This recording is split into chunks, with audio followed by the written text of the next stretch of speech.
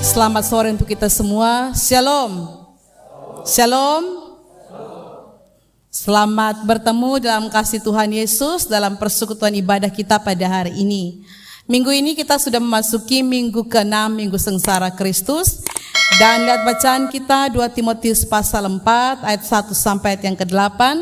Satu tema untuk kita renungkan bersama-sama, juga direnungkan oleh seluruh warga Gemit hari ini, yaitu tunaikanlah tugas pelayananmu.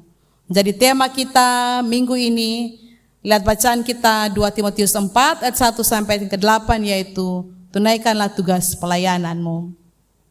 Bapak, Ibu, dan saudara yang Tuhan Yesus berkati, siapa yang sudah pernah sakit? Semua pernah sakit. Pasti semua pernah sakit ya. Sakit berat. Siapa yang sudah pernah sakit berat? Ada? Berat ini macam-macam ya. Ada menurut kita berat, menurut orang lain sebenarnya soalnya berat. Cuman karena dia palestes, orang Kupang bilang, jadi dia bilang dia punya sakit berat. Tapi sakit yang saudara tahu, aduh jangan sampai sedikit lihat Tuhan Allah panggil. Ada yang pernah sampai itu sakit? Belum ada? Puji Tuhan. Kita berdoa tidak Karena kalau pas di situ biasanya kita hati sudah dukda. Tapi coba bayangkan saudara, kalau kotong ada pada sakit seperti itu. Atau kalau dokter datang dan bilang bahwa kotong umur son panjang lagi. Atau dokter bilang, Bapak kotong usaha, tetapi kotong pengusaha sampai di sini sudah. Ya. Saya pernah mendampingi satu warga jemaat yang dokter bilang lebih baik keluarga bawa pulang. Supaya apa? Supaya dia menghabiskan waktu berkualitas dengan keluarga. Karena rupanya paru-paru dong su hitam, kemudian lever sudah son bisa lagi, ginjal suson bisa. Jadi kalau di rumah sakit suson bisa bikin apa-apa lagi. Tapi kalau mau bisa bawa pulang dan menghabiskan waktu dengan keluarga. Dalam arti kasih senang dia sudah sebelum dia pergi. Nah, Bapak dan saudara, kalau saudara ada pada posisi seperti itu, tahu bahwa susun bisa bikin apa-apa lagi. Kira-kira kita pikir apa? Atau kita bikin apa? Kalau tahu bahwa aduh umur son panjang lagi. Dokter bilang ini su kanker. Stadium bukan 2 lagi, su 4. Tunggu waktu sah. Kira-kira kita bikin apa? Apa yang saudara bikin? Berdoa kok? Berdoa? Kosan berdoa lagi. Saya yakin pasti kotong keliling sama persekutuan doa. Minta satu persekutuan doa. Mulai dari persekutuan Bethesda, Talita Kumi, Laharoi, semua persekutuan doa kita datang. Kita minta Tuhan, kemurahan Tuhan mengampuni dan menolong kita. Ada yang bukan yang itu saudara. Ada yang kalau sebegitu, biasanya dia kasih kumpul dia anak-anak cucu dong. Lalu dia mulai kasih nasihat. Dia kasih kata-kata petua terakhir. Ada yang tunjuk sudah Bapak bagi kasih bosong harta di sini. Ada yang pesan dia pun suami istri ingat kalau dia mati jangan kawin lagi. Nah, jangan piara ini anak. Kira-kira kalau Bapak mati, kalau Bapak suami ada siapa yang cari hidup? Nah, Bapak Mama dan saudara, kalau kotong ada di penghujung seperti itu, saya yakin tidak lagi yang berarti di hidup ini. Orang bisa ada pada 2 situasi saudara. Dia bisa tenang, dia pikir kalau memang dia punya waktu Tuhan jemput. Biasanya orang-orang begini, orang-orang yang dia punya hidup itu hidup yang betul-betul dia atur dengan sungguh-sungguh. Jadi waktu dia bilang tahu bahwa dia ada waktu panjang lagi, dia tidak resah, dia tidak takut. Karena dia tahu bahwa dia pun tujuan akhir hidup itu jelas. Dia akan pergi pulang bertemu dengan Tuhan Yesus. Tapi yang tidak jelas itu yang soal. Yang hari-hari itu mau pergi gereja saja dia pemalas. Yang hari-hari itu kan memaki, berpukul orang, bergosip. Yang belum minta maaf, itu yang biasanya dia pun hati dukda. Tahu sudah diampuni atau belum? Tahu ke mana? Yang pelayanan son betul. Yang 1 tahun orang melayani 4 putaran, dia hanya melayani 1 putaran. Nah kalau dia sakit berat, dia biasanya dibilang ini mungkin Tuhan sedang kasih tahu kok dia setia. Tapi dia mau lanjutkan susah bisa lagi. Karena sudah terbaring sakit, sudah tidak berdaya. Nah saudara, satu kali Ada satu cerita begini saudara. Ada satu anak muda, sehat, kuat, baru tamat kuliah, baru 1 tahun kerja. Kerjanya juga bagus, karena dia rajin, dia tekun, dia punya dia punya karir itu meroket, dia cepat sekali naik jabatan. Tapi baru 1 tahun lebih dia kerja, dia jatuh sakit. Ternyata setelah dia sakit, sakitnya tidak sembuh-sembuh. 2-3 bulan berobat terus-menerus, baru kemudian tahu bahwa dia kena kanker paru. Dan kankernya itu stadium 4. Tapi dia tetap percaya bahwa Tuhan bisa tolong dia. Karena itu dia pergi rumah sakit, tiap kali masuk rumah sakit, pasti minta pelayanan. Bapak Ibu pendeta datang berdoa. Dia pun pendeta setia datang berdoa kasih dia. Tiap 1 minggu 1 kali pasti datang kunjungi berdoa. Tiap kali kalau dia datang berdoa, ini anak pun doa cuma satu sah. Dia bilang begini, Bapak, kalau beta sembuh, beta akan kasih waktu sepenuhnya untuk Tuhan. Kalau Tuhan kasih sembuh, mujizat itu terjadi, saya akan melayani pekerjaan Tuhan dengan sungguh-sungguh. Saya akan memberikan waktu sepenuhnya untuk Tuhan. Bapak pendeta bilang, iya, kita doakan ya, semoga Tuhan mendengar. Terus seperti itu. 1 kali dia pun sakit semakin berat, dia pun kesehatan semakin turun. 1 kali Bapak pendeta datang, kali ini Bapak pendeta datang tapi tidak omong banyak. Bapak pendeta yang dengar saja dia omong, dia kasih tahu Episati tetap sama. Kalau Tuhan kasih sembuh, saya akan betul-betul menemani Tuhan. Waktu untuk Tuhan saya kasih, macam-macam dia pun janji. Tapi hari itu, Bapak pendeta datang ke rumah sakit itu, dia tidak bawa roti seperti biasa, atau dia bawa makanan atau apa. Hari itu dia bawa 1 tangkai bunga mawar, tapi yang sulayu. Yang dia punya kuncup sana bagus lagi. Dia pun daun sudah mulai menghitam. Lalu taruh di atas meja. Ini anak ini lihat ini bunga mawar, tapi dia mau tanya, dia takut, dia perasaan. Soalnya lama habis berdoa, Bapak pendeta pulang. Tapi dia panggil dia pun mama. Dia bilang gini, Mama, coba tanya Bapak pendeta, kenapa hari ini Bapak pendeta bawa bunga mawar yang sulayu mau mati? Lalu dia mama bilang begini, Mama justru tahu. Jadi dia bilang, coba Mama tanya. Jadi dia mama keluar di depan, panggil Bapak pendeta. Bapak pendeta, saya anak mau tanya sedikit. Tanya apa Mama? Mungkin Bapak masuk di dalam, saya kok tanya dia. Maka kembalilah dia untuk bertemu dengan anak ini. Dan Mbak omong, lalu dia bilang gini, Bapak, saya pun hati tidak tenang. Biasanya Bapak datang, Bapak bicara banyak. Biasanya Bapak bawa roti, makanan apa saja. Tapi hari ini, Bapak bawa 1 tangkai bunga mawar yang sudah layu mau mati. Pasti ada maksudnya. Lalu kemudian Bapak pendeta tersenyum. Lalu dia bilang, betul. Ini hari beta bawa setangkai bunga mawar yang layu mau mati. Kenapa? Saya mau kasih sadar kamu bahwa kesempatanmu hampir tidak ada lagi. Karena apa? Bapak pendeta bilang begini, ingat kau sonde. 3 tahun yang lalu ada pemilihan majelis jemaat. Kamu masih kuliah, tapi kamu orang potensial. Jadi kami mengusulkan kamu untuk ada dalam kemajelisan, khususnya pengajar, panggil. Tapi waktu itu kamu alasan apa? Beta masih kuliah. Nanti kalau beta kuliah, kemudian beta sudah bisa bagi waktu, kesian pelayanan. Maka kamu tolak itu panggilan. Tahun berikutnya kita bentuk badan pengurus. Tidak majelis, tapi kami minta kamu. Karena kalau sekali lagi jadi badan pengurus, biar bisa mengawasi adik-adik, tidak jadi majelis. Tapi kamu alasan bilang apa? Bapak, beta ada skripsi. Nanti kalau beta lulus, beta pasti kasih waktu untuk Bapak. Dan untuk Tuhan pun pekerjaan. Oke, maka tidak jadi kita pilih orang lain. Padahal kamu orang potensial. Tahun lalu, kita punya ketua pemuda menikah. Lalu dia ikut dia pun suami ke kota lain. Kebetulan kamu kerja.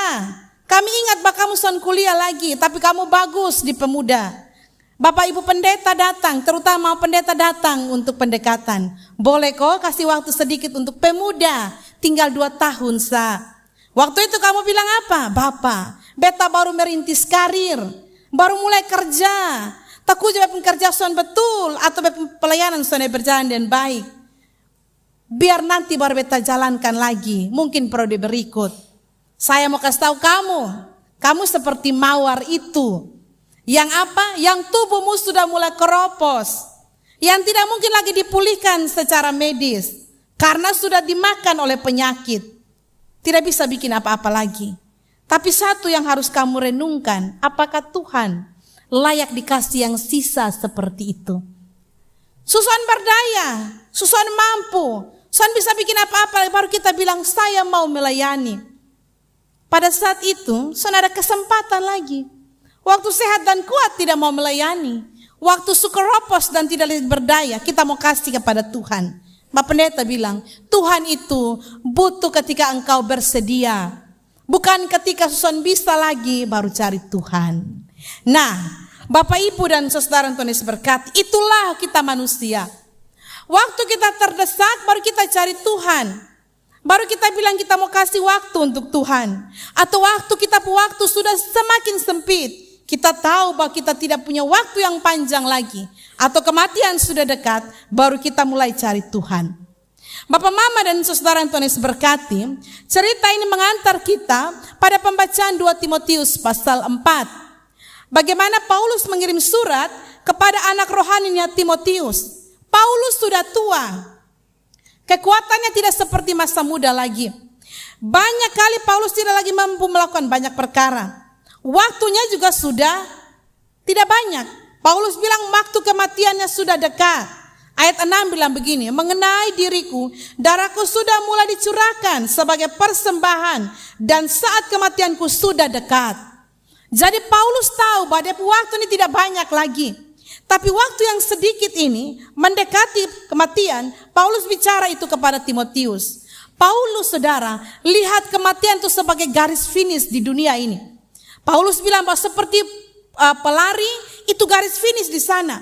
Tapi Paulus bilang bukan hanya sebuah garis finish, karena di finish itu ada upah besar baginya. Ada sesuatu yang Tuhan sediakan bagi dia. Karena apa? Karena Paulus bilang sepanjang dia pun hidup, dia sudah melakukan yang terbaik untuk Tuhan. Dia sudah memberi dirinya melayani tidak dengan sia-sia. Sebaliknya Paulus bilang badan penuh kesadaran, tahun-tahun yang dia lewati, tahun-tahun yang penuh dengan panggilan pelayanan. Dan Paulus bilang dia sudah mengerjakan dengan terbaik. Paulus bilang beta pun darah sudah tercurah. Tenaga sudah habis, semua sudah dikasih untuk Tuhan. Karena itu Paulus bilang saat kematianku sudah dekat. Tapi yang Paulus bilang begini, aku telah mengakhiri pertandingan yang baik. Karena apa? Dia mulai start dengan baik dan sekarang mau mengakhiri dengan baik. Banyak orang yang start dengan baik tapi mau mengakhiri soalnya baik lagi. Mulai pelayanan, di tengah-tengah mulai pemalas. Mau akhir pelayanan, dia soal muncul lagi. Ya. Kadang kalau saya ketemu, saya pun teman majelis jemaat di rayon, kalau pasti pada syukur, dia ator, tapi dia soal datang gereja. Kadang pelayanan keton cari setengah mati. Saya bisa bilang gini, Bapak atau Mama datang gereja dulu. Kenapa? Nanti saya lupa Bapak dan Mama pemuka. Karena apa? 4 tahun ini tidak panjang, tidak lama. Sebentar lagi pasti akan selesai. Nah, Paulus lihat dia pengalaman, lalu kemudian dia kirim surat kepada dia anak rohani Timotius. Timotius ini baru saja menjadi seorang gembala, masih muda, belum banyak berpengalaman, berhadapan dengan berbagai macam situasi pada hari itu. Ajaran sesat lah, kemudian banyak filsafat-filsafat yang menyesatkan, pandangan hidup yang kadang-kadang jauh dari firman Tuhan. Timotius berhadapan dan itu semua. Tapi Paulus kirim surat kepada dia yang masih muda ini, tapi yang punya atau diberikan tanggung jawab sebagai pemimpin umat. Paulus bilang supaya Timotius setia menggembalakan, mendidik umat, menuntun dan jadi teladan bagi mereka. Karena Paulus bilang, Paulus sadar bahwa hari ini anak rohaninya berhadapan dengan berbagai macam persoalan. Tapi Paulus bilang bahwa supaya Timotius tetap teguh imannya. Dari mana Timotius belajar? Dari Paulus. Jadi Paulus pakai dia pun diri sebagai contohnya, bukan orang lain. Paulus pakai dia pun diri. Paulus bilang, lihat saya, belajar dari saya. Bukan karena sombong, tapi karena Paulus sudah melaksanakan dia panggilan pelayanan. Karena itu dia kasih tahu Timotius, belajar dari apa yang sudah dia kerjakan. Bapak, Ibu, dan saudara yang Tuhan Yesus berkati, ini menjadi tantangan Timotius yang muda. tapi juga saya kira tantangan dari banyak orang Kristen pada hari ini. Karena nasihat Paulus ini juga berkaitan dengan kehidupan kita hari ini. Karena kita tidak hanya diberikan kesempatan untuk melayani, tapi juga untuk hidup hari ini. Dan nasihat Paulus ini mendorong kita supaya kita bertekun dalam kehidupan kita. Ada 3 hal yang saya mau bagikan untuk kita semua. Kita belajar dan kita pulang kita bawa untuk kita renungkan. Lewat nasihat Paulus kepada anak rohaninya Timotius. Apa itu? 3 saudara. 1. Sebenarnya Paulus mau bilang begini, hidup ini kesempatan. Karena itu kita jangan hanya banyak atau panjang usia, tetapi minus sekali kualitas iman. Jadi usianya banyak, tapi perbuatan hidupnya orang kepala sakit. Paulus kepada Timotius mengingatkan bahwa hidup ini hanya persinggahan sementara. Paulus mengandaikan seperti orang yang berlari, mengikuti perlombaan. Orang yang datang sebentar, tapi di masa itu setiap orang Tuhan kasih tanggung jawab supaya kita sungguh-sungguh mengerjakan panggilan kita. Kalau Timotius dinasihatkan supaya mengerjakan panggilan pelayanannya. Paulus bilang supaya dia memberitakan Injil, menggembalakan jemaat. Bahkan Paulus bilang siap sedia setiap saat. Tiap saat dia harus sungguh-sungguh, tidak main-main, tidak sesuka hati. Paulus bilang siap sedia setiap saat. Nah, Bapak Mama dan saudara yang Tuhan Yesus berkati, kalau Paulus menasihatkan kepada Timotius supaya dia siap sedia, itu menggambarkan bahwa Paulus mau kasih tahu Timotius bahwa waktu kita ini berjalan maju ke depan, tidak mundur ke belakang. Kalau begitu, hari ini kalau Tuhan kasih kita kesempatan melayani misalnya, atau bekerja, atau punya tanggung jawab apa saja, Paulus mau bilang kepada Timotius, tapi juga kepada saya, pada Bapak Ibu Saudara-saudara, mari kita melakukan yang terbaik untuk kesempatan yang Tuhan berikan. Kalau hari ada kesempatan untuk melayani, mari kita layani dan sungguh-sungguh. Karena apa saudara? Karena tidak selamanya kita punya waktu untuk melayani saudara. Hari ini kalau saudara jadi penatua, dia akan pengajar, badan pengurus, atau ada di vokal group, paduan suara. Itu semua pelayanan saudara. Tapi tidak selamanya saudara akan ada di situ. Ada waktu nanti saudara akan digeser oleh orang lain. Baik karena kita masuk masa periodisasi, baik karena saudara sakit, bisa juga meninggal. Berhenti seluruh aktivitas kita. Artinya kita pun kesempatan sudah selesai. Tapi semoga kalau kita pun kesempatan pas selesai, habis, kita bisa berbangga bilang, waktu itu beta sudah kerja yang paling baik. Waktu itu beta sudah melayani yang terbaik. Waktu itu saya sudah buat yang terbaik. Karena apa? Kesempatan tidak datang kembali. Saudara, saya belajar itu dari beberapa pengalaman pelayanan. Terutama begini, biasanya saudara, kalau majelis jemaat bilang begini, Mama, mari kita berdoa kasih ini Bapak tua ada sakit. Biasa kan kita akan tanya, sakitnya ke mana Mama? Sakit begitu sama Mama. Ada yang bilang sakit berat dan segala macam. Kalau dia punya sakit berat, biasanya kita bilang, ayo mari kita berdoa. Tapi kalau biasanya bilang, ya dia hanya asam urat lah begitu Mama, tapi kalau Mama datang berdoa kan dia dapat kekuatan. Satu kali saudara, ada yang kasih tahu saya begitu, Mama mari kita doa ini orang. Tapi karena saya lelah, capek, saya bilang oke, besok baru kotong pergi. Sebenarnya bisa, tapi karena saya bilang tunggu 1-2 waktu, saya bilang besok baru kotong pergi. Saudara tahu besok apa? Besok dia meninggal. Saya menyesal sekali. Karena apa? Kemarin itu kesempatan, tapi saya lewatkan. Dan saya tidak bisa lagi kembali untuk mendoakan dia waktu hidup. Sekarang kalau saya datang, hanya bisa pergi pada keluarga yang sudah meninggal itu. Yang masih hidup, tapi dia yang sudah meninggal. Saya bisa bikin apa-apa lagi. Dari itu saya belajar bahwa kesempatan sangat berharga, saudara. Kalau begitu, kalau ada satu kesempatan, kerjakan untuk kesempatan baik-baik. Lakukan yang terbaik, saudara. Tidak datang 2 kali, saudara. Kalau hari ini saudara masih muda, penuh vitalitas, bugar, kuat, sehat, pakai itu masa muda dengan baik. Nanti masa muda mau akan digeser dengan masa dewasa, menjadi tua, lalu tidak berdaya. Ada orang yang masih muda itu dia mau pikir, Dia hidup sesuka hati. Waktu tua baru orang Kupang bilang dia mulai foe itu. Sutua baru dia mulai jadi seperti orang muda, seperti anak muda. Kita pun mata yang sakit. Sutua tapi dia pun gaya lebih dari yang 17 tahun.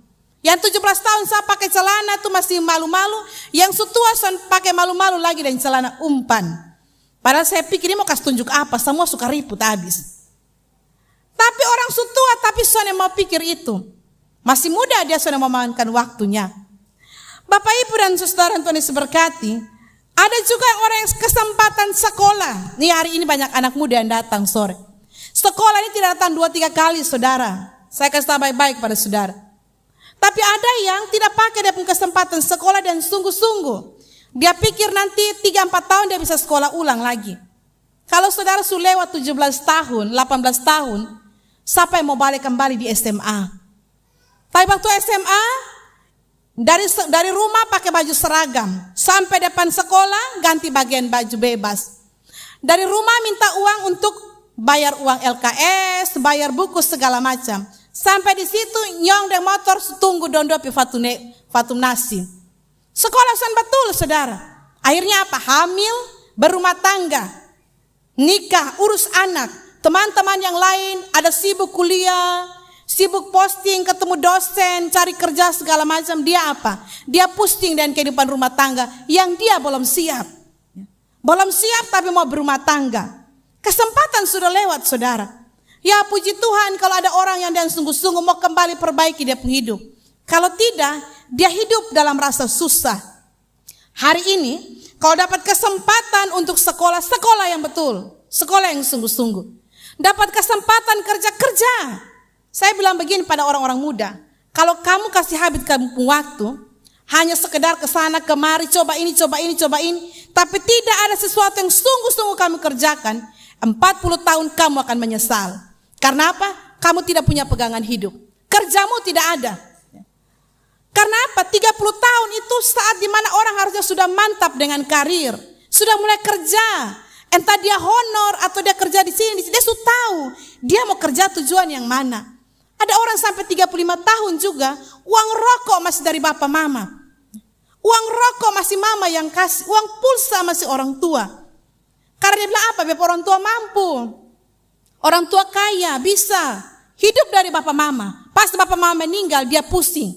Jual harta, jual semua. Habis harta jadi tukang minta-minta.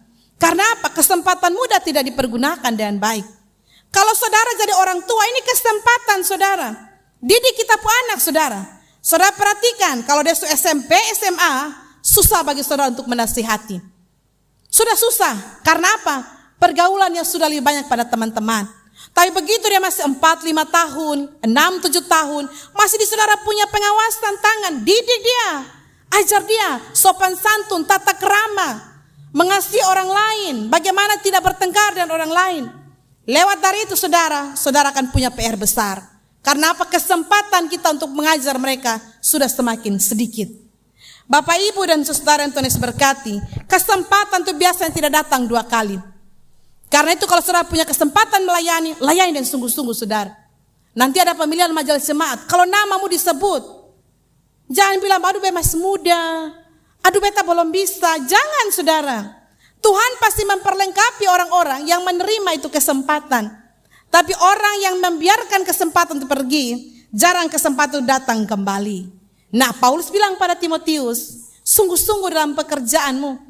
Kerjakan dan sungguh siap sedia setiap waktu. Itu gambaran kesempatan. Tidak melewatkan kesempatan yang Tuhan berikan. Yang kedua, Paulus bilang pada Timotius, walau muda, jadi teladan. Kadang orang bilang bahwa setua baru jadi teladan. Oh tidak saudara. Teladan itu tidak bergantung pada umur. Teladan itu bergantung pada perilaku hidup. Ada orang yang setua tapi tidak bisa jadi teladan. Karena apa? Setua tapi tiap hari di paklaru. Sutua tapi tiap hari di tempat biliar. Sutua tapi tiap hari pukul istri. Sutua tiap hari bamaki. Tua tapi tidak jadi berkat. Tidak jadi teladan. Paulus bilang kepada Timotius, jadi teladan. Supaya apa? Keteladanan itu yang menjadi surat hidup. Supaya firman Tuhan diterima oleh semua orang. Nah ini tantangan buat kita hari ini. Bahwa kita harus menjadi teladan bagi orang lain. Dan Paulus bilang salah satu jadi teladan itu, yaitu Paulus bilang, kuasailah dirimu dalam segala hal. Nah, ini tantangan saudara. Kuasai diri dalam segala hal. Bagaimana orang mengendalikan hidup ini, supaya kemudian jangan dia pun diri, dia pun dosa, dia pun keinginan yang mengendalikan dia. Berarti dia pun pusat harus di Kristus, supaya Kristus bisa mengendalikan dia pun diri. Paulus bilang kepada Timotius, supaya apa? Dia mampu menguasai diri dalam pencobaan. Karena dia pemimpin umat. Dia berhadapan dengan ajaran sesat. Dia berhadapan dengan banyak hal. Paulus bilang, kuasai dalam pencobaan. Kuasai diri pada saat kita kecewa. Saudara, kalau orang kecewa, kadang tidak bisa menguasai dirinya. Tidak bisa kontrol dia pun diri. Karena tidak bisa minum racun. Dia bisa bikin hal-hal yang aneh. Dia bisa mabuk dari pagi sampai malam. Karena tidak menguasai diri saat kecewa. Kuasai diri. Walau kita pun kenyataan itu tidak sama dengan kita harapkan. Kotong harap si A datang si B. Kotong mau ini tapi datang yang ini. Paulus bilang kuasai diri. Supaya apa? Supaya kemudian kita mampu berpikir jernih. Dan meminta Tuhan menyertai kita. Nah soalnya saudara, menguasai diri dalam segala hal ini bukan perkara mudah. Menguasai diri kita itu tidak mudah saudara. Kemana saya bisa menguasai diri waktu saya marah dengan orang? Bagaimana saya bisa tahan diri saya supaya tidak maki orang? Waktu itu orang bikin saya jengkel. Itu kan penguasaan diri. Bagaimana saya bisa mengontrol amarah waktu orang kemudian melecehkan saya harga diri? Itu kan sesuatu yang susah dilakukan. Karena itu saudara, dalam hal menguasai diri orang harus melatih dirinya. Itu yang Paulus bilang kepada Timotius, supaya kemudian dia siap sedia setiap saat. Ayat 5 bilang begini, tapi kuasalah dirimu dalam segala hal. Sabarlah menderita, lakukanlah pekerjaan pemberitaan Injil, tunaikanlah tugas pelayananmu. Ini semua saudara, latih diri saudara. Memberitakan Injil itu latih diri. Pelayanan itu latih diri saudara. Berdoa itu latih diri. Baca firman itu latih diri. Saudara tidak bisa menguasai diri kalau tidak berlatih. Semua harus dilatih saudara. Kuasai diri tidak datang dari surga saudara. Tuhan, kalau saudara bilang begini, Tuhan kasih saya kesabaran. Saya ulang kali begitu saudara. Saya pun doa Tuhan kasih saya kesabaran. Tapi yang Tuhan kasih kepada saya bukan kesabaran saudara. Orang-orang yang buat saya suka emosi, jengkel. Tapi itu saat dimana Tuhan latih. Bagaimana caranya kita sabar. Si A, si B, si C, si D. Kesabaran tidak datang dari langit. Penguasaan diri tidak datang dari surga. Dilatih setiap hari. Saudara memberi diri untuk melatih. Pas orang lagi bikin jengkel kita latih diri. Aduh Tuhan tolong saya jangan maki. Waktu ini sesuatu yang tidak sesuai kita pun kenyataan. Kita latih diri. Bagaimana supaya kita tidak pukul orang. Ada orang tidak bisa latih dia pun diri. Karena itu apa-apa dia pukul. Apa-apa dia banting barang. Apa-apa dia emosi. Apa-apa dia marah. Karena apa? Tidak melatih diri. Padahal melatih diri, mengontrol emosi, melatih ketemu diri untuk bisa tenang, itu butuh latihan. Karena itu Paulus bilang, siap sedia setiap saat. Apa yang kita butuh? Dua hal saudara, komitmen dan kesetiaan. Kotong berkomitmen untuk melatih diri, kotong setia untuk melayani. Karena kalau tidak saudara, sia-sia. Kita pun tema bilang, tunaikanlah tugas pelayanan. Kalau saudara tidak melatih diri, untuk berkomitmen melaksanakan tanggung jawab sepenuhnya, maka itu jadi nol besar. Itu yang kemudian orang bilang, waktu pertama ketemu panas-panas, ketemu semangat. Tapi karena tidak latih diri, akhirnya kemudian semangat kita menurun. Saudara mau pimpin ibadat, tapi kalau saudara tidak pernah baca buku renungan, tidak pernah dengar renungan, tidak pernah diisi oleh kebenaran firman Tuhan, bagaimana kita mau pimpin ibadat? Tentu kita bilang mam pendeta biar kaki gamatar. Ya karena ketemu sonta mau ngomong apa? Kenapa sonta mau ngomong apa? Karena tidak melatih diri. Lah Alkitab saya soalnya pernah baca. Bagaimana dia mau tahu apa firman Tuhan pemaksud? Latih diri saudara. Karena itu saudara, firman Tuhan bilang kepada kita, kita harus senantiasa melatih diri kita supaya mampu menguasai diri kita. Dan itu pekerjaan seumur hidup. Bukan hanya pada saat muda atau pas sutua. Sutua baru bisa sabar. Oh tidak saudara. Ada orang tua juga yang tidak bisa sabar. Umurnya bisa 70, 80. Tapi bisa temperamen. Karena apa? Dari muda tidak melatih diri. Yang terakhir saudara. Paulus bilang begini kepada Timotius. Apa saja saudara? yang saudara kasih kepada Tuhan itu tidak pernah sia-sia. Dan saya mau bilang hal yang sama kepada saudara hari ini. Apa saja yang saudara kasih kepada Tuhan tidak pernah sia-sia. Kalau saudara kasih saudara waktu untuk Tuhan, tidak akan sia-sia. Kalau saudara kasih saudara punya harta untuk Tuhan, tidak sia-sia. Kalau saudara kasih saudara waktu untuk Tuhan, tidak sia-sia. Bahkan kalau sudah mengorbankan diri untuk pelayanan Tuhan, tidak sia-sia. Saya mau bilang saudara, pelayanan Tuhan itu bukan hanya di aras gereja saja. Itu terlalu sempit saudara. Di tempat kerja kita bisa melayani Tuhan. Di sekolah saudara bisa melayani Tuhan. Di rumah sakit saudara bisa melayani Tuhan. Di jalan saudara bisa melayani Tuhan.